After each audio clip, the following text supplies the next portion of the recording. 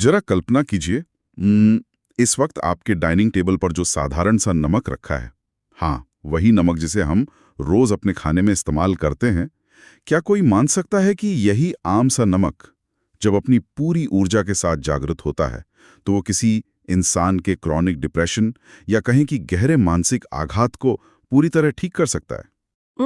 ये सुनने में तो बिल्कुल किसी जादू जैसा लगता है, लेकिन होम्योपैथी में ये एक बहुत बड़ा और प्रामाणिक विज्ञान है। हाँ, और इसी विज्ञान को आज हम डीकोड करेंगे। बिल्कुल। जब हम साधारण सोडियम क्लोराइड मतलब अपना NaCl उसे पोटेंशिटाइज करते हैं, तो वो नेट्रम म्यूरिएटिकम नाम की एक बेहद शक्तिशाली दवा बन जाता है। एक बहुत ही डीप एक्टिंग पॉलीक्रेस्ट रेमेडी। ये वाकई हैरान करने वाला विरोधाभास है। तो आज के इस गहन अध्ययन में, इस डीप डाइव में, हम इसी नेट्रम म्यूरिएटिकम की गहराई में उतरेंगे।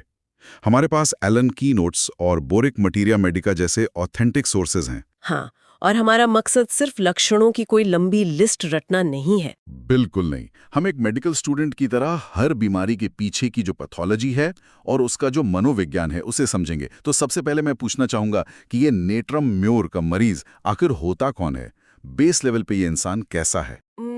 अगर हमें इसका एक कोर पिक्चर बनाना हो ना, तो ये वो व्यक्ति है जो मौन दुख में जी रहा है, मतलब साइलेंट ग्रीफ। साइलेंट ग्रीफ, अच्छा। हाँ, ये लोग बहुत ही ज्यादा अंतर्मुखी होते हैं, एकदम इंट्रोवर्ट।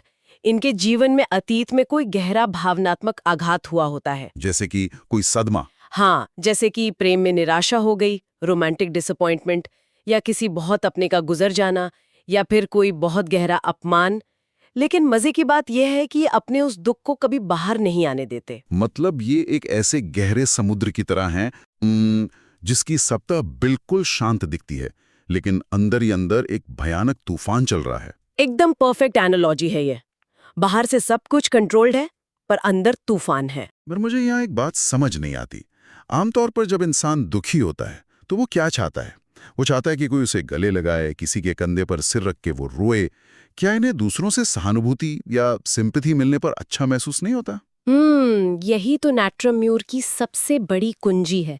मतलब इसका सबसे बड़ा की नोट, कॉन्सोलेशन एग्रवेट्स, यानी सांत्वना से इनकी परेशानी और इनका गुस्सा दोनों बढ़ जाते हैं। अरे, मतलब अगर वो दुखी हैं और मैं उन्हें चुप कराने जाऊं तो वो चिढ़ जाएंगे? 100%। वो बहुत ज्यादा इरिटेट हो जाएंगे। एलन कीनोट्स में बहुत साफ लिखा है, child cross when spoken to, crying from slightest cause.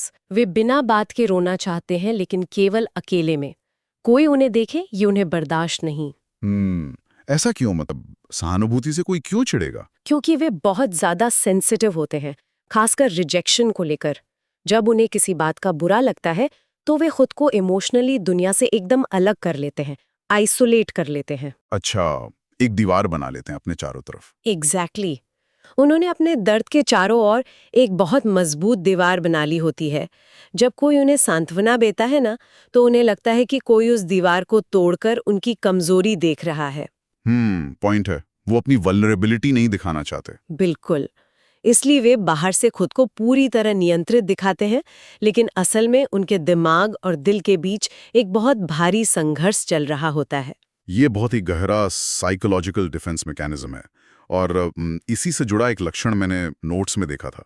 ये मरीज अजीब तरह से हंसते समय रोने लगते हैं। Tears with laughter.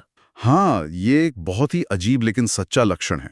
क्या ये उसी कृत्रिम नियंत्रण के टूटने का संकेत है? मतलब वो दीवार टूट रही है। बिल्कुल सही पकड़ा आपने। उनका अपनी भावनाओं पर जो नियंत्रण है, वो बहुत ही आर्टिफिशियल होता है। उनका नर्वस सिस्टम अंदर से इतना ज्यादा कमजोर हो चुका है कि जरा सा ट्रिगर मिलने पर, चाहे वो हंसी क्यों न हो, उनके सालों से दबे हुए आंसू छलक पड़ते हैं। अरे वाह! मतलब हंसी सिर्फ एक बहाना बन जाती है रोने का। हाँ, और नर्वस सिस्टम की इसी कमजोरी से उनका रोजमर्रा का व्यवहार भी बहुत प्रभावित होता है। ये लोग अक्सर बहुत जल्दबाजी में काम करते हैं और उनके हाथों से चीजें गिर जाती हैं। इसे मटीरिया मेडिका में ऑकवर्डनेस कहा गया है। जल्दबाजी क्यों? क्या वो घबराए हुए रहते हैं? क्योंकि उनका शरीर तो वर्तमान में काम कर रहा है, लेकिन उनका दिमाग हमेशा अतीत की बुरी यादों में उलझा हुआ है। Dwells on past disagreeable occurrences. वे उन पुरानी बातों को याद करके आज भी उतना ही दुख और गुस्सा महसूस करते हैं। और ये जो असुरक्षा है, ये जो डर है, मैंने पढ़ा है कि ये उनके सपनों में भी दिखाई देता है। उन्हें घर में चोरों के घुसने के अजीब सपने आते हैं। हाँ, ड्रीम्स ऑफ रॉबर्स। और मजे की बात यह है कि नींद से जागने के बाद भी वो तब तक यकीन नहीं करते जब तक कि पूरे घर की तलाशी न ले लें। ये तो बहुत ज्यादा एंग्जाइटी है। बिल्कुल। इसे आप सिर्फ एक डरावने सपने के रूप में मत देखिए। साइकोलॉजिकली चोर का मतलब है कोई ऐसा व्यक्ति जो आपकी सुरक्षित सीमाओं को, आपकी बाउंड्रीज को जबरदस्ती पार कर रहा है। अच्छा, तो मतलब नेट्रम्यूर का मरीज हमेशा इसी डर में जीता है कि कोई उनकी उस भावनात्मक दीवार को तोड़ ना दे। हाँ, वो हमेशा डिफेंसिव मोड में रहते हैं। तो अगर कोई ऐसा मरीज क्लिनिक में आए तो वो डॉक्टर के सामने भी ऐसे ही बर्ताव करेगा, है ना? वो अपनी असल भावनाएं डॉक्टर से भी छुपाने की पूरी कोशिश करेगा। बिल्कुल करेगा। वो आपके सवालों के बहुत ही छोटे और रूखे जवाब देगा। एक डॉक्टर को बहुत चतुराई से उनके इस रिजर्व्ड स्वभाव के पीछे छिपे डिप्रेशन और अकेलेपन को पहचानना होता है। अगर कोई व्यक्ति सालों तक अपनी भावनाओं को ऐसे दबाकर रखे तो इस क्रॉनिक स्ट्रेस का शरीर के मेटाबॉलिज्म पर क्या असर पड़ता है? मैं इसे थोड़ा उनके शारीरिक लक्षणों से जोड़ना चाहता हूँ, बहुत गहरा असर पड़ता है। क्योंकि किताब कहती है कि इन्हें भूख बहुत लगती है, वे खाते भी बहुत अच्छे से, फिर भी शरीर सूखता जाता है। इमैसिएशन डिस्पाइट ईटिंग वेल, ये कैसा पॉसिबल है? इसे हम असिमिलेशन डिफेक्ट कहते हैं। देखिए, शरीर में नमक का यानी सोडियम क्लोराइड का मेन काम क्या है? कोशिकाओं में पानी को रोक कर रखना और न्यूट्रिशन को सही जगह पहुंचाना। ऑस्मोसिस और बैलेंस। बिल्कुल। जब मानसिक आघात के कारण शरीर का नर्वस सिस्टम बिगड़ता है तो ये नमक का मेटाबॉलिज्म पूरी तरह टूट जाता है। मरीज खाना तो खा रहा है लेकिन उसका शरीर उस पोषण को एब्जॉर्ब ही नहीं कर पा रहा है। तो मतलब शरीर अंदर ही अंदर पूरी तरह सूखने लगता है, न्यूट्रिशन लगे नहीं रहा। हाँ, और ये सूखापन या एमैसिएशन खासकर बच्चों में गले और गर्दन के हिस्से में बहुत तेजी से आता है। गर्दन एकदम पतली हो जाती है। और शायद इसी नमक के असंतुलन की वजह से उन्हें अत्यधिक नमक खाने की लालसा होती है, क्रेविंग फॉर सॉल्ट। हाँ, उन्हें एक्स्ट्रा नमक चाहिए होता है अपने खाने में। लेकिन यहाँ एक और बहुत बड़ा विरोधाभास है। किताब में लिखा है कि उन्हें ब्रेड खाने से सख्त नफरत होती है, एवर्जन टू ब्रेड। ये भी उनके कमजोर पाचन तंत्र का ही एक हिस्सा है। इसके अलावा उनका शरीर इतना ज्यादा कमजोर हो जाता है कि उन्हें सुबह के समय बिस्तर में सबसे ज्यादा ठंडक और कमजोरी महसूस होती है। तो क्या वो चिली पेशेंट है? पूरी तरह नहीं। हालांकि उन्हें खुली हवा बहुत पसंद है लेकिन धूप की गर्मी वे बिल्कुल बर्दाश्त नहीं कर सकते। इसे सन एग्रीवेशन कहते हैं। अच्छा, धूप से बर्दाश्त ना होने की बात से मुझे सिर के लक्षणों की याद आ गई। इसका जो सिरदर्द है वो बहुत ही भयंकर बताया गया है। एक जगह लिखा है, ऐसा लगता है मानो सिर के अंदर हजारों छोटे हथौड़े बज रहे हों। हाँ, 1000 little hammers knocking in the brain. ये हथौड़े बजने का एहसास असल में खून की नलिकाओं के जोर जोर से धड़कने का लक्षण है। ये एक अंधा कर देने वाला थ्रॉबिंग सिरदर्द है। इसे स्कूली लड़कियों का सिरदर्द या स्कूल गर्ल हेडेक भी कहा गया है। मैं इसके पीछे का कारण समझने की कोशिश कर रहा हूँ। क्या ये खून की कमी या एनीमिया से जुड़ा हुआ है? आपने बिल्कुल सही कड़ी पकड़ी है। जो लड़कियां एनीमिक हैं, उनके शरीर में पहले ही पोषण और ऑक्सीजन की कमी है। जब वे पढ़ाई करती हैं तो मानसिक परिश्रम और आंखों पर बहुत तनाव पड़ता है। मेंटल एक्सर्शन और आई स्ट्रेन। बिल्कुल। और इसके साथ ही जब मासिक धर्म के दौरान हार्मोनल बदलाव होते हैं तो ये सब फैक्टर्स मिलकर नेट्रम्यूर के इस हथौड़े जैसे सिरदर्द को ट्रिगर कर देते हैं। मैंने पढ़ा है कि इसका जो समय है, टाइमिंग, वो भी बहुत फिक्स होती है। ये अक्सर सूर्योदय से शुरू होकर सूर्यास्त तक रहता है। हाँ, फ्रॉम सनराइज टू सनसेट। और सुबह 10 से 11 बजे के बीच ये अपने एकदम चरम पर होता है। इसे मेडिकल भाषा में शायद सन हेडेक कहते हैं। बिल्कुल। जैसे जैसे सूरज ऊपर चढ़ता है दर्द बढ़ता है और सूरज ढलने के साथ कम होता है। इसके अलावा एक बहुत ही क्लासिक माइग्रेन ऑरा भी दिखता है इसमें। ऑरा मतलब दर्द शुरू होने से पहले कुछ दिखाई देना? हाँ, सिर दर्द शुरू होने से पहले मरीज को आंखों के सामने चमकती हुई आड़ी तिरछी रेखाएं दिखाई देती हैं। Zigzag dazzling like lightning. अगर सिर में खून की नलिकाएं इतनी जोर से धड़क रही हैं तो इसका सीधा असर आंखों पर भी पड़ता होगा ना? बहुत ज्यादा पड़ता है। पढ़ाई करने वाले बच्चों में आंखों की मांसपेशियां कमजोर हो जाती हैं, जिसे हम एस्थीनोपिया कहते हैं। उन्हें किताब के अक्षर आपस में मिले हुए दिखाई देते हैं। Letters run together. आंखों का एक और लक्षण जो मुझे बहुत ही अजीब और दिलचस्प लगा, जब मरीज खांसता है तो आंखों से आंसू चेहरे पर बहने लगते हैं। Tears stream down face on coughing. ऐसा क्यों होता है? ये असल में शरीर के स्फिंक्टर्स और तरल पदार्थों पर से नियंत्रण खोने का एक बहुत बड़ा संकेत है। मतलब बॉडी का जो वॉल्व सिस्टम है वो फेल हो रहा है। हाँ, शरीर अंदर से इतना सूख चुका है और मांसपेशियां इतनी ज्यादा कमजोर हैं कि खांसने का जो शारीरिक दबाव है वो सीधा आंसू नलिकाओं पर पड़ता है और पानी बाहर आ जाता है। ये तरल पदार्थ के नियंत्रण का खोना हमें नाक के लक्षणों में भी दिखता है शायद। तेज छींकों के साथ जुकाम शुरू होता है और नाक से बहने वाला पानी बिल्कुल कच्चे अंडे की सफेदी की तरह पतला होता है। हाँ, रॉ व्हाइट ऑफ एग जैसा डिस्चार्ज। लेकिन यहाँ भी शरीर बड़ा अजीब बर्ताव करता है। वो कैसे?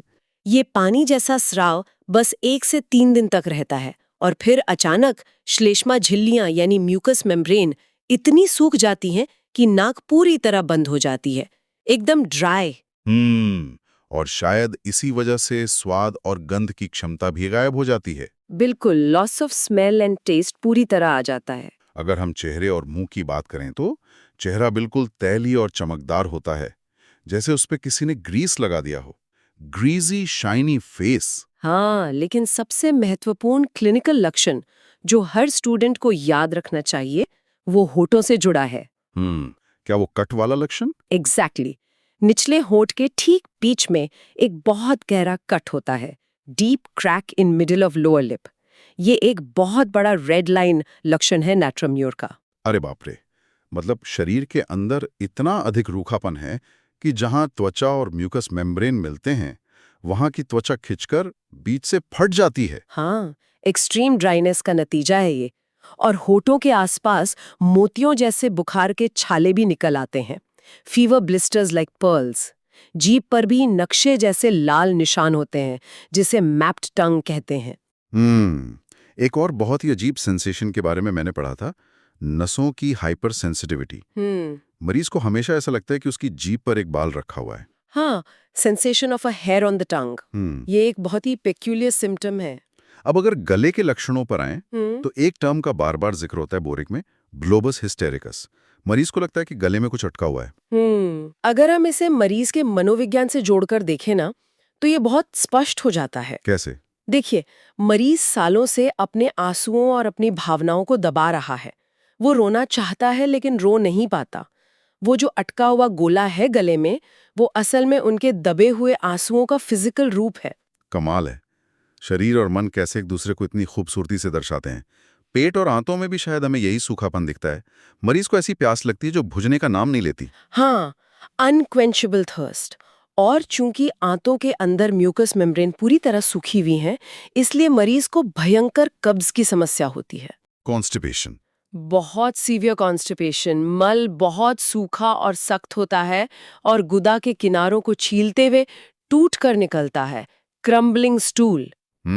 इसी कमजोरी और कुपोषण का सबसे गहरा असर महिलाओं के लक्षणों पर भी दिखता है।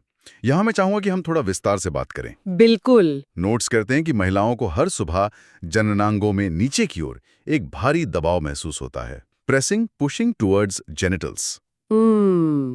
ये एक बहुत ही गंभीर स्थिति है। जब शरीर में भारी कुपोषण होता है और खून की कमी होती है तो गर्भाशय को अपनी जगह पर बांध कर रखने वाले जो लिगामेंट्स होते हैं वो बहुत कमजोर हो जाते हैं। मतलब उन्हें सच में ऐसा लगता है कि सब कुछ बाहर आ जाएगा और उन्हें बचने के लिए तुरंत बैठना पड़ता है। हाँ, must sit down to prevent prolapsis. और इसके साथ ही उनका पूरा का पूरा हार्मोनल चित्र बिगड़ जाता है। मासिक धर्म बहुत अनियमित हो जाते हैं। और इसका असर उनके दिमाग पर भी पड़ता होगा। बहुत ज्यादा। मासिक धर्म से पहले और बाद में बहुत अधिक उदासी और सिरदर्द होता है। ये डिप्रेशन और शारीरिक कमजोरी का एक बहुत ही खतरनाक चक्र बन जाता है। ये लक्षण मुझे एक और दवा की याद दिला रहा है, सीपिया। सही पहचाना आपने। नेट्रम्यो सीपिया से बहुत मिलता जुलता है और अक्सर सीपिया के बाद बहुत अच्छा काम करता है, खासकर तब जब डिप्रेशन का मुख्य कारण कोई मानसिक आघात हो। क्या ये जो शारीरिक और मानसिक असंतुलन है ये पुरुष लक्षणों में भी दिखाई देता है? बिल्कुल। पुरुषों में यौन इच्छा तो बढ़ी हुई होती है, लेकिन नर्वस सिस्टम और रीढ़ की हड्डी इतनी कमजोर होती है कि संभोग के तुरंत बाद अनैच्छिक वीर्यपात हो जाता है। मतलब फिजिकल वीकनेस बहुत ज्यादा है। हाँ, seminal emission soon after cohesion. ये उनके अंदर की गहरी भावनात्मक निराशा को दर्शाता है। उनका शरीर और उनका मन एक लय में काम नहीं कर पा रहे हैं। अगर लिगामेंट्स और स्फिंक्टर्स इतने ज्यादा कमजोर हैं, जैसा हमने खांसी वाले लक्षण में देखा, तो यूरिनरी लक्षणों में भी रिसाव की समस्या होनी चाहिए। और वो होती भी है। चलते समय, खांसते या हंसते समय अनैच्छिक रूप से पेशाब का निकल जाना बहुत आम है। लेकिन इसमें भी एक बहुत बड़ा मनोवैज्ञानिक ट्विस्ट है। अच्छा, क्या ट्विस्ट है? अगर आसपास कोई और व्यक्ति मौजूद हो तो वे पेशाब ही नहीं कर पाते। उन्हें बहुत लंबा इंतजार करना पड़ता है। अरे, इसे शायद बैशफुल किडनीज कहते हैं। ये तो वापस उसी बात पर आ गया, उन्हें अपनी सीमाएं, अपनी बाउंड्रीज टूटने का डर लगता है। एकदम सही।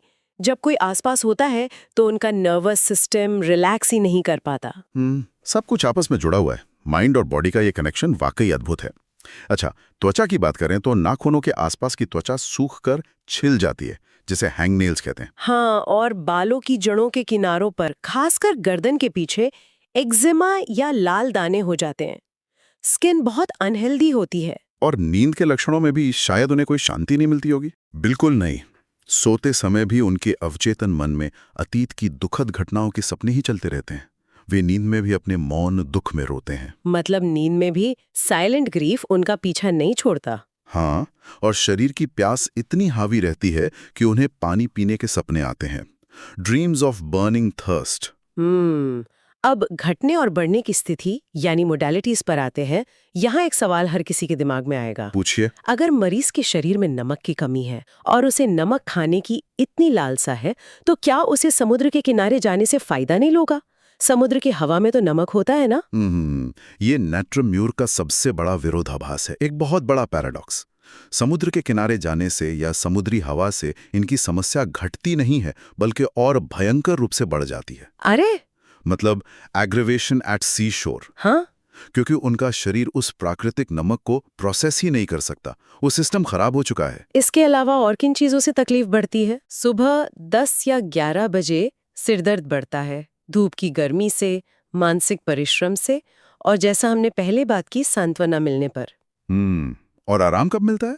एमेलियोरेशन के क्या पॉइंट्स है? जब वे खुली हवा में होते हैं, ठंडे पानी से नहाते हैं, दाईं ओर लेटते हैं, और सबसे महत्वपूर्ण, जब वे बिल्कुल अकेले होते हैं। और हाँ, पसीना आने पर भी उनके सिर दर्द में काफी राहत मिलती है। अन्य दवाओं के साथ संबंधों को समझना भी हमारे श्रोताओं के लिए बहुत जरूरी है। हमने इग्नेशिया के बारे में सुना है कि वो भी दुख और शोक की बहुत बड़ी दवा है। तो इग्नेशिया और नेट्रोम्योर में क्या बेसिक अंतर है? बहुत ही स्पष्ट अंतर है दोनों में। इग्नेशिया अचानक लगे ताजे दुख के लिए है। मतलब एक्यूट ग्रीफ। हाँ, जैसे किसी को अभी अभी कोई बुरी खबर मिली हो और वो अचानक सदमे में चला जाए।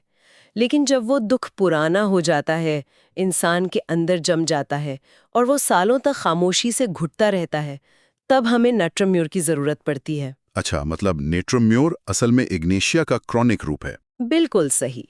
और ये एपिस मेलिफिका की पूरक या कॉम्प्लीमेंट्री दवा भी है। इसके अलावा सीपिया और थूजा के बाद भी ये बहुत अच्छी तरह काम करती है।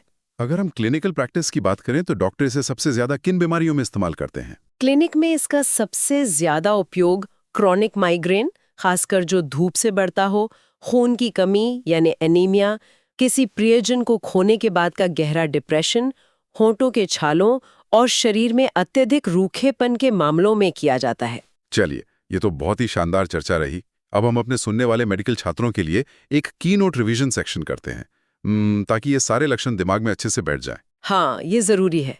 तो क्या आप इसका एक रैपिड फायर रिवीजन दे सकती हैं? बिल्कुल, चलिए रिवाइज करते हैं। पहला, सांत्वना से लक्षणों का बढ़ना, कॉन्सुलेशन एग्रीवेट्स। दूसरा, अत्यधिक नमक खाने की चाहत लेकिन ब्रेड से सख्त नफरत। तीसरा, सुबह 10 से 11 बजे के बीच सिर दर्द का बढ़ना। और वो होंठ वाला लक्षण? हाँ, चौथा, निचले होंठ के बिल्कुल बीच में एक गहरा कट। पांचवां, हथौड़े बजने जैसा स्कूल जाने वाली लड़कियों का सिर दर्द। और छठा, हंसते समय और खांसते समय आंखों से अनैच्छिक रूप से आंसू आना। बहुत ही शानदार। इसे हमेशा के लिए याद रखने के लिए मैं सभी श्रोताओं को एक स्थायी मानसिक चित्र देना चाहता हूँ, एक मेंटल इमेज। बिल्कुल, बताइए। कल्पना कीजिए, एक ऐसा व्यक्ति जो समुद्र के किनारे तेज धूप में बैठा है। उसके सिर में हथौड़े जैसा भयंकर दर्द है। वो अपनी पुरानी यादों में खोकर अकेले रोना चाहता है, लेकिन अगर कोई उसे चुप कराने आए तो वो बुरी तरह चिढ़ जाता है और उसे बहुत तेज प्यास के साथ सिर्फ नमक खाने की इच्छा हो रही है। अरे वाह, ये एक ही चित्र ने नेट्रम म्यूर की पूरी पैथोलॉजी और उसके मनोविज्ञान की पूरी कहानी कह देता है। बिल्कुल। तो अंत में हम आप सभी के लिए एक बहुत गहरा विचार छोड़कर जाना चाहते हैं। जरा सोचिए, नमक जो जीवन के लिए इतना ज्यादा जरूरी है, जो विशाल समुद्र को बांध कर रखता है, जो हमारे शरीर में पानी को रोक कर रखता है, जब वही साधारण सा नमक शरीर में असंतुलित हो जाता है तो वो एक इंसान के शरीर और उसकी आत्मा दोनों को कैसे पूरी तरह सुखा देता है। बहुत ही गहरी बात है ये। तो अगली बार जब आप क्लिनिक में या अपने आसपास किसी व्यक्ति में बिना आंसुओं का ये खामोश दुख देखें जो सहानुभूति से चिढ़ता हो, तो इस नमक के मनोविज्ञान के बारे में जरूर सोचिएगा। आज हमारे साथ इस विस्तृत चर्चा में शामिल होने के लिए धन्यवाद। सीखते रहें और हमेशा बीमारियों के पीछे के क्यों और कैसे पर सवाल उठाते रहें।